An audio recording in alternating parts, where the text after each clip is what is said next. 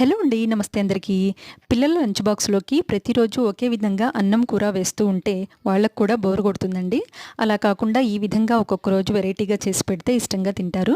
దీనికోసం potatoes, onions ఇంకా carrots ఆయిల్‌లో కొంచెం సేపు ఫ్రై చేసుకోవాలి. తర్వాత ఉప్పు, పసుపు వేసుకోవాలి. ఆ తర్వాత పచ్చిమిర్చి వేసి సన్నగా తరిగిన కొత్తిమీర, పుదీనా, కరివేపాకు వేసుకోవాలి. అవి కొంచెం ఫ్రై అయ్యాక టమాటో చక్కగా చిన్న ముక్కలు చేసి వేసుకోవాలి. ఆ తర్వాత ఒక స్పూన్ మీగడ పెరుగు వేసుకోవాలి. ఆ తర్వాత ఒక హాఫ్ స్పూన్ చిల్లీ పౌడర్, ఇంకా హాఫ్ స్పూన్ బిర్యానీ మసాలా వేయాలి. ఇవన్నీ కూడా చక్కగా మగ్గిన తర్వాత ఒక హాఫ్ గ్లాస్ వాటర్ వేసి ఆయిల్ పైకి వచ్చే వరకు కొంచెం మగ్గనివ్వాలి. ఆ తర్వాత మనం ఆల్రెడీ ప్రిపేర్ చేసుకున్న వైట్ రైస్ని ఇందులో కలుపుకొని లాస్ట్లో ఒక స్పూన్ నెయ్యితో గార్నిష్ చేసి ఒక 5 మినిట్స్ మగ్గనివ్వాలండి. అంతే. చాలా ఈజీ ఇంకా టేస్టీయెస్ట్ రెసిపీ అండి ఇది. పిల్లలు ఇష్టంగా తింటారు. మన ఛానల్లో ఇంకా వీడియోస్ ఉన్నాయండి.